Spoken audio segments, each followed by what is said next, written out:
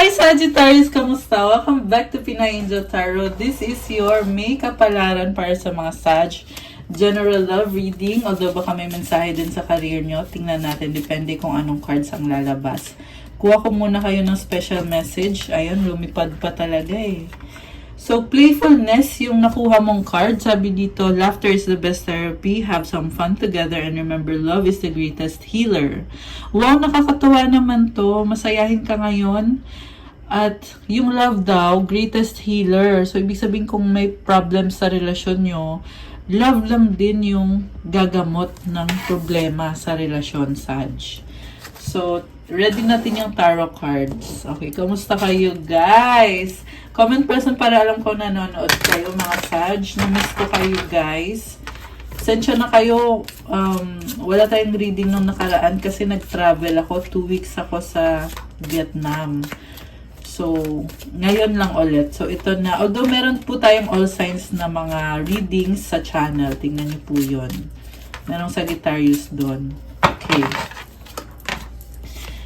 So, ready ko lang guys ha. Kumusta na kayo? Na-miss ko kayo.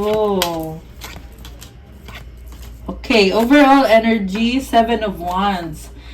Parang nagsiset ka ng boundaries ngayon. Nakikita ko may mga limitations ka. Kasi gusto mong magkaroon ng freedom. Gusto mong maging malaya para gawin kung ano yung happiness mo. Kung alam mo, kahit nasa relasyon ka, ang nakikita ko sa'yo, gusto mo yung may mga sariling desisyon ka, kaya kayo nagkaka-conflict kasi hindi sumasang-ayon yung person mo eh. Ayan, kita mo, merong nangyayari dito na pinaglalaban mo yung sarili mo. Kaya minsan gusto mo mapag-isa, nakita ko hindi ka nagsasalita kasi ba't mo pa sasabihin kung hindi rin lang naman matatanggap? Okay. Buti pang mag-isa ka, yung walang masasabi yung person mo. Kasi pag may nasabi pa siya, baka mag-away pa kayo. 'Di ba? Sa recent past, King of Wands, 3 of Swords, and the 2 of Cups. Alam mo, may nakita ko dito na merong pagsiselos.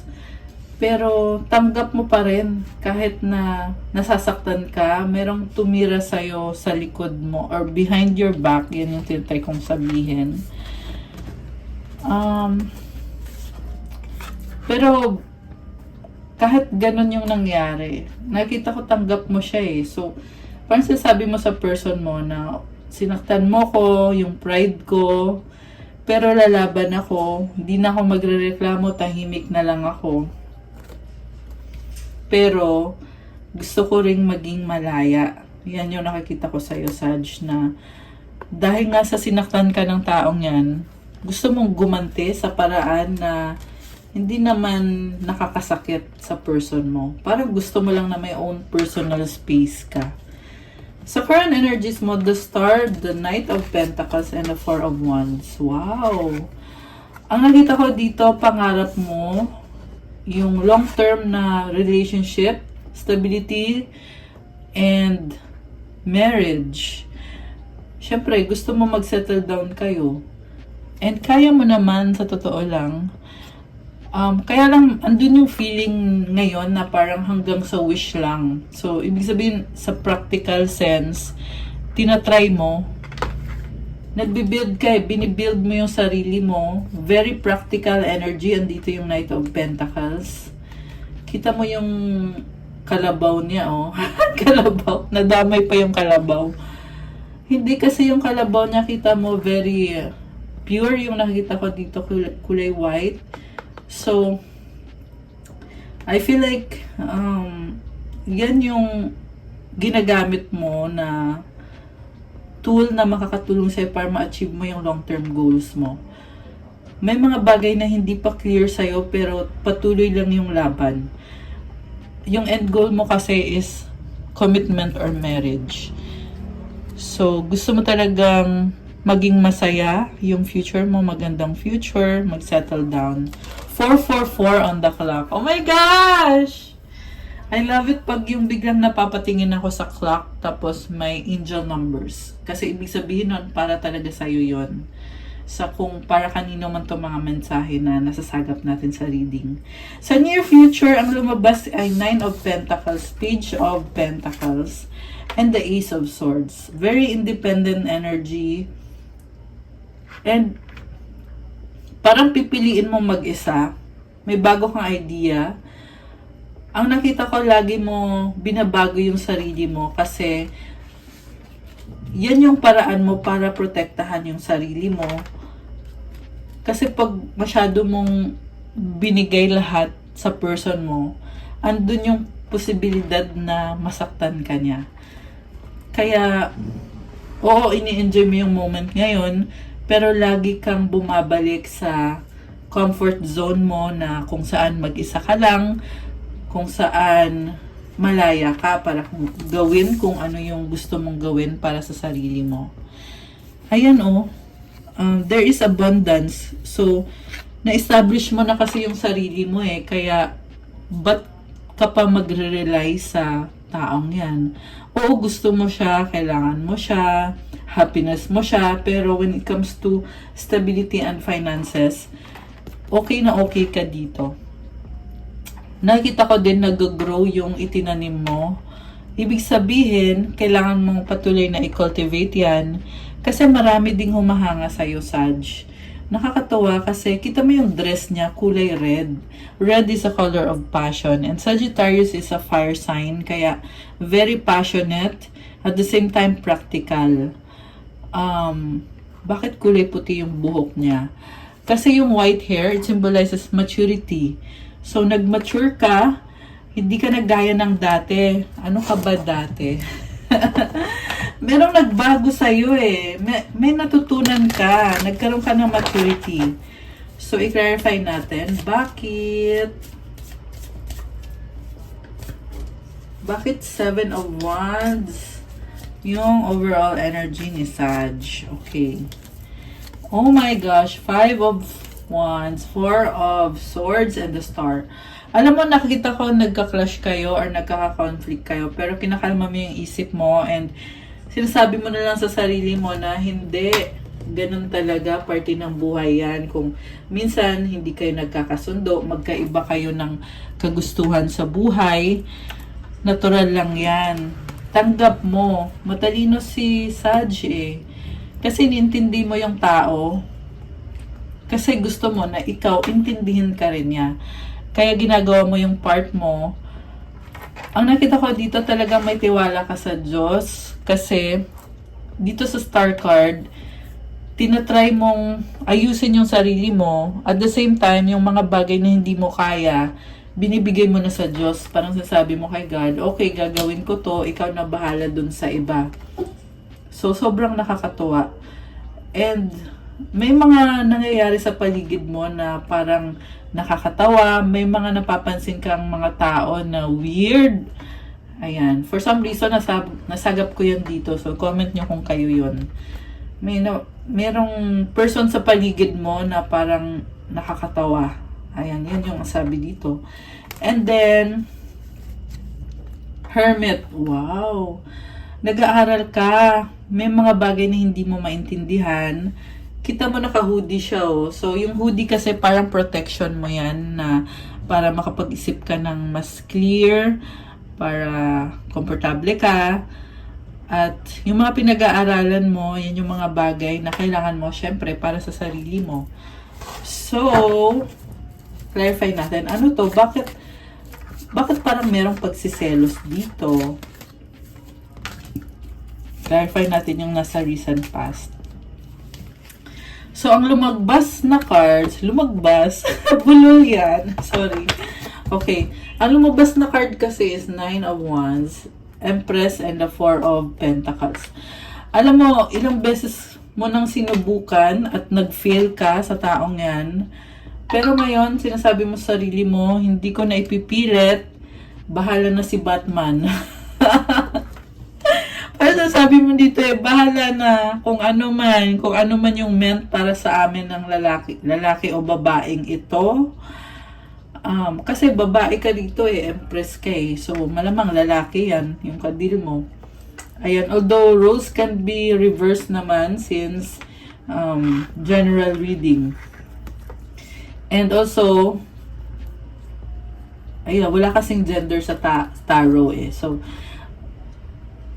wag nyo kong pagalitan kung baliktad man. Kasi ganun talaga guys. Hindi sa lahat ng tao 100% tugma. Kaya may nasasabi ako na, alam nyo na, basta hindi ko napahabain. Anyway, oh my gosh. Ito na nga, nagbago ka. The Death card. So, kung dati, sugod ka ng sugod, ngayon, sinasabi mo na dito, bahala na si Batman. Diba? Bahala na kung mag-workout man kami o hindi, ayoko nang mag-risk. Mas okay na ako kung nasan ako ngayon. Kung niloloko man ako ng taong to, di problema na niya yon. Parang ganun yung sinasabi mo dito eh. Kasi mas pinipili mong i-enjoy kung anong meron ka. Tsaka Empress ka eh. Si Empress kasi full of abundance. Hindi mo pinoproblema yung mga bagay na wala namang, alam mo yun, wala namang proof or alam mo yung sinasabi ko guys, parang pinapasa-Diyos mo yung sitwasyon. Okay, so may transformation, which is for me nakakatuwa yun. Ang dami mong natututunan. Page of Pentacles. Parang may bagong simula din sa'yo eh. May nakita din ako dito na meron kang nagawa din na hindi maganda, kaya gusto mo mag-sorry, although nahiya kang sabihin, pero kaya mas kumakalma ka ngayon kasi na-realize mo din yan na hindi ka din naman naging perfect. So, sa bottom of the deck is Page of Cups. Wow! Oh my gosh! Page of Swords. Bagong opportunity. Ayan. Okay, so tingnan natin yung nasa current, i-clarify natin. Anong nasa current energies ni Sag? Wow! Oh my gosh, umulit! C4 of Wands, Temperance, and the Ace of Pentacles. So, definitely merong commitment. Again, patience yung ginagawa mo dito. Parang nasabi mo dito na gusto mong i-maintain kung anong meron kayo. Yan yung regalo mo sa kanya. Offer mo sa kanya yung pagmamahal mo eh. Kasi, tunay yung intensyon ni Sag. Tunay yung intensyon mo sa taong yan. Kaya pinaglalaban mo at ikaw mismo binibigyan mo siya ng chance. Posible kasi na ilang beses na kayo nag-away nito, ilang beses ka ding umiwas sa taong yan. Pero this time, sinasabi mo dito, o sige na nga, okay, bibigyan na nga kita ng chance. Ganun yung energy mo ngayon. So, paano tatanggapin ng person mo? Tingnan natin ha. Paano tatanggapin ng person ni Sag yung chance na binibigay ni Sag? Wow! 7 of Pentacles. Oh my gosh! 7 of Pentacles. 10 of Wands, the Lovers, and the 5 of Pentacles. So, una sa lahat, sinustok ka niya. Parang medyo manipulative siya, no? Parang gusto niya may control siya. Medyo egoistic yung person mo ngayon. Sag. Parang sinasabi niya dito, oo, mahal ako ni Sag, pero gusto ko, ako yung may control. Kasi, gusto ko kung saan ako masaya, saan ako komportable. Alam mo, nakita ko dito, nagtatry siya sa'yo, Sag. Tinatry niya yung best niya. Kahit yung best niya, hindi sapat. Parang feeling niya hindi sapat eh. Lalo na sa finances niya. So, may malaking desisyon. Ayan, the Lovers and the 5 of... Tinatakpan. Tinatakpan ko eh. Ayan. So, the Lovers and the 5 of Pentacles. Medyo may problema si person mo. Vulnerable siya ngayon eh. Mukhang may problem sa finances na mabigat or masakit para sa kanya. So, it's not all about love para sa person mo. Hindi lang puro love ang iniisip niya. The sun. Oh my gosh! Kinilig. Okay, alam mo, ang nakita ko kasi dito, kaya kung bakit ako kinilig. Kasi, this is a card of positivity, happiness, leadership, and new beginning. So, ibig sabihin, gusto din niya yung ginagawa mo para sa kanya, tinatanggap niya, at parang thankful siya kasi andyan ka. Parang nasabi niya dito, ang swerte ko naman sa'yo, Sag.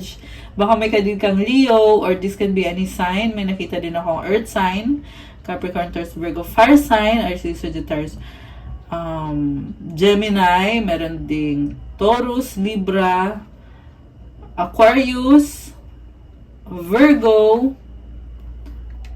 Yun yung mga signs na posibleng ka-deal mo. Pero kahit anong sign, pwede to, guys. So, Sag, ayan, natuwa naman ako. Kasi yung person mo, masaya siya sa'yo. Kita mo yung bata dito, oh. Ayan, parang tuwang-tuwa siya sa'yo. Na sinasabi niya, enjoy natin kung anong meron tayo. Very thankful siya. Parang ang haba ng hair mo kasi pinagpapasalamat niya na andyan ka. Wow! Nakakatawa. So, the Fool, the bottom of the deck. Wow, guys. May new beginning na offer sa'yo yung person mo. Ito na siya, oh, si Emperor. Di ba kanina si Empress lumabas? Ikaw yung Empress. Ito yung Emperor, si person mo. Possible na twin flame mo siya o soulmate. This is someone na ipupurso ka niya at oh, wow, may manliligaw si Sag. Ayan. So, again, general reading ha. Huwag kayong magalit sa akin. Mamaya sasabihin nyo, hindi naman nanligaw. Okay? Take it how it resonates kung hindi para sa inyo kasi baka para sa iba yung mensahe. Pero kung para sa inyo, i-comment nyo. Ayan, para alam ko. So, itong si person mo, attracted siya sa'yo, Ace of Wands. May fear siya eh. Parang inisip niya dito. Gusto ka niya, pero takot din siya na dumaan sa proseso. Kasi, ang dami niyang kailangan ayusin sa connection ninyo. Ayan. Lalo na sa part niya, may mga problems din siya. Sabi ko nga kanina, 'di ba? Pero guys, andito yung Chariot. Oh my gosh. Baka may kadil kang Cancer kanina, may lumabas din na Aries energy. And ang nakita ko dito, parang tinatawag talaga siya na nahahalina siya sa'yo, na-attract siya sa'yo. Parang sinasabi ni Universe, puntahan mo na si Sag. Ganon yung nafe-feel niya ngayon eh. And kita mo may Sphinx dito. So, yun na nga yung sinasabi ko na kailangan niyang dumaan sa proseso. Pero ilalaban niya, magkakaroon siya ng achievement. Ayan, ma-achieve niya yan yung sa connection ninyo. Nakakatuwa naman. Parang ang haba ng hair mo. Okay, so nag-flip tong cards na to. Si Nine of Swords at si Queen of Wands. Oh, bakit kaya? Parang ikaw to ah. Meron kang hinihintay na hindi maalis sa isip mo. At parang hinihintay mo na mag-commit siya sa'yo. Kasi si Queen of Wands ka dito eh. Si Queen of Wands is someone na talagang ilalaban mo yung tinatawag na commitment. Diba?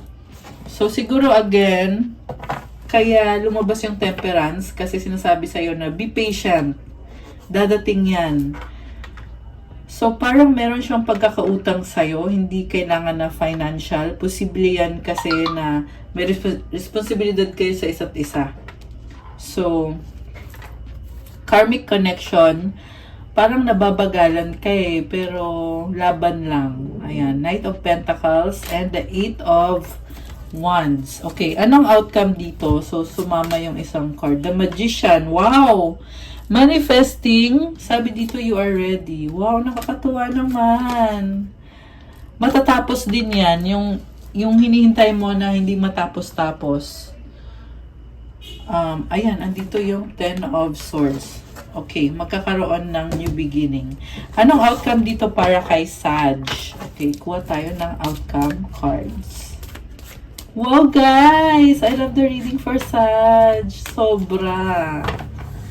Okay, the Hangman, Ten of Swords and the Four of Swords. So, this is about sacrifice, ending, new beginning, peace of mind. Parang nakikita ko sa'yo, sabi ko nga kanina natatanggapin mo siya.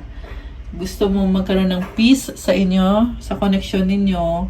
Binago mo yung sarili mo Kung dati, mabilis kang sumuko, ngayon nakikita ko dito, parang sinasabi mo na, okay lang yan, ilaban natin to. Lalampasan natin to. Pagsubok lang to. Yun yung inuulit-ulit mo. Wow guys, temperance, ikaw to. Ikaw to, Sag. So, temperance, again, nasabi ko na kanina to this is about patience. Nag-a-adjust ka. Uy, sumilip si Knight of Wands. Ikaw din to. Wow, guys, I love it. Alam mo, masasabi ko lang, Sag, you are in your power. Nag-explore ka, ini-enjoy mo yung connection nyo, yung relasyon nyo.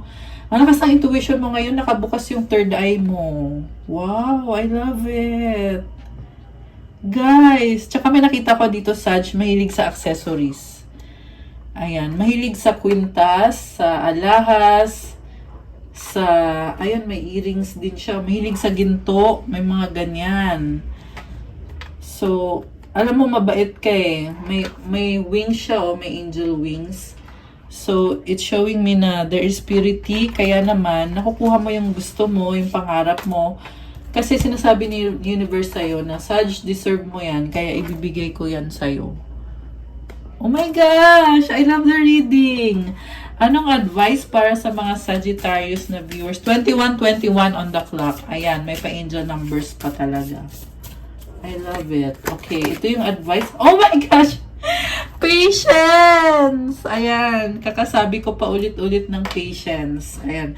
So, if you've tried forever to shift a problem, there's probably something to learn from embracing it. May I let this be for now. Help me relax and trust every need will be met. Often change soon follows. So, ipagpatuloy mo lang daw yung mga sakripisyong ginagawa mo, yung pagpapasensya mo. Kasi magugulat ka na lang din naman na nagkakaroon ng pagbabago sa sitwasyon. Hindi naman palaging mahirap yung sitwasyon. Yan ang sabi dito. Oh my gosh, guys, ramdam ko yon. So, definitely, there is healing para sa mga Sagittarius. Guys, sa bottom of the deck, change. Okay, so, babasahin ko na din to kasi ramdam ko pag para sa inyo kasi may nagsasabi sa akin talaga na tingnan mo yung nasa ilalim. So ito, don't scare yourself in the next 40 steps. All you need is that one next action. You can say to love, just show me the first step and change me into one who can take it. Sabi dito, huwag kang matakot, gawin mo yung pinakaunang steps na sinasabi ng intuition mo na gawin mo. Kasi pag nagawa mo na yan, ipapakita din naman sa'yo kung anong susunod na dapat mong gawin. Magtiwala ka lang daw. At,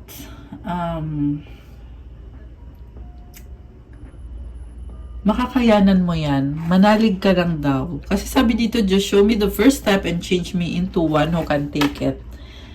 Ayan, I love it, guys. Patience and change. Okay.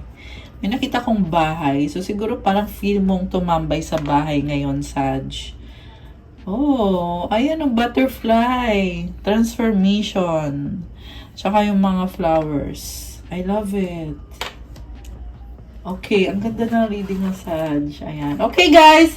That's all I have for you, Sagittarius, for your makeup. Pala, thank you for watching. I-like nyo na tong video na to.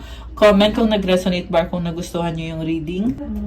Subscribe kung bago kayo dito. Salamat din sa mga nag-subscribe na ng mga Sagittarius. Thank you so much po sa inyo. Kung kailangan nyo po ng gabay, kung nag-resonate kayo at kailangan nyo ng more information, pwede kayo mag-private reading sa akin. Message na kayo sa Facebook page ko, Pinay Angel Tarot, or sa Viber or sa WhatsApp. Nasa description box po yung contact details ko. Kung may time kayo, tignan nyo din yung Instagram ko kasi may mga pinupost ako dyan ng mga crystals para sa mga mahilig sa mga crystal accessories kagaya ng bracelets at kung ano-ano pa. Tingnan nyo na lang dun. Lahat ng crystals natin, guys, ay maliban sa maganda at galing pa yan sa iba-ibang bansa kasi iba-iba naman yung pinanggalingan ng mga crystals. Meron yung special prayers at mantras na nilalagay ko dyan. Talagang Talagang inaalagaan ko yan para sa inyo. Ayan. So, that's all. Have a good day mga Saj. God bless. Stay safe. I'll see you again soon. Thank you. Thank you. Bye!